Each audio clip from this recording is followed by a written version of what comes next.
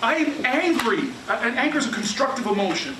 I am angry that the innovations in green technology are not all being led anymore by the United States of America. That requires a response. Who better to respond than Louisiana Senator Bill Cassidy, Republican, Louisiana, on our set in New York today. So welcome to the show. Hey, Stuart, thank you for having me. Respond, please. Yeah, I'm angry, too. I'm angry because the Green New Deal is going to take a middle-class family struggling to make ends meet because it's going to raise their electricity rates. It's going to raise the rates for that company which employs them, which may move their manufacturing to China, which takes that job with them. And by the way, China uses dirty energy.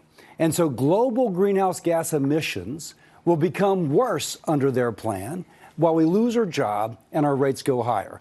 I'm angry about that. I wish he was, too. Look, I think most people will agree with you, but what I cannot understand is why so many leading Democrats have signed on to this Green New Deal with some of the things in it that are really, if I say ridiculous, maybe I'm going overboard, but they're just not feasible. Why have so many Democrats signed on? Because I think fundamentally they're more concerned about appeasing a radical left than putting together an arrangement that works for a middle-class family. You can't win an election with going so far out to the left. Or But you can win a primary.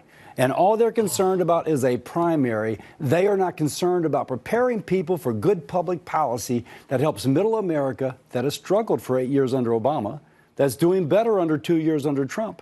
They cannot own that, so therefore they must go backwards. Let me talk to you about the border wall, if I may. They've got this panel, two sides going at it, trying to get a deal going here. Mick Mulvaney told Fox News over the weekend, look, they're going to be $2 billion or $5 billion. They'll give him somewhere in the middle, and the president will get the rest of the money someplace else. The wall will be built. Is that how you see it? I do see it that way. There are pots of dollars around. One thing I proposed, using the asset forfeiture fund, money taken from cartels they're attempting to move out of our country, we confiscate about $5 billion a year. $5 billion has a nice ring to it, right? Right. And so you could take some of that money, add it to that which is appropriated, and build that much barrier. Stuart, I like that. It's not the taxpayer, not the Mexican government. Mexican cartel is the one paying, and there is a poetic justice in that. Mm-hmm. The president goes to El Paso, Texas tonight. I think he's barnstorming for the wall. He is. He is showing that we have made a commitment to improving barriers.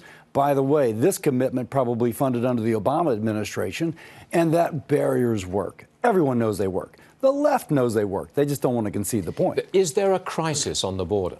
If you have 2,000 people a day, you start wondering what the problem is. And 2,000 people a day, of course, will bring more people to the border. So I think the president is right to say it has to stop. You can call it a crisis or not. 2,000 people a day coming to our country and melting into our population is certainly something. Do you think most Americans really care about a government shutdown? Oh, I think they do. They do? Yeah, they do. Only in the sense of they don't like politicians because they're closing down the government and not I doing their suppose, job. but of course I fly a lot. But when you see a TSA agent who's 30 days without a paycheck, and you have to know it's hurting the cash flow of their family, but she or he is still showing up, it makes you feel great about America. But you also makes you think, great about America, but we'd like to fulfill our bargain. You're putting the jobs in. You're putting the hours in. We should be paying you. May I ask why you're in New York? It surely wasn't just to appear on this program. New York is one of the greatest cities in the world. And if you hope to represent not just my state of Louisiana, but the entire country, you go around the country, spend most of your time in your state, but you go around the country. Because there's things that come up here regarding ideas about flood insurance that we are using to make flood insurance more affordable for people back home. And I learned that because I came to New York. Well, I'm glad you fit us into your schedule, sir. That's it. Well, thank you, Stuart.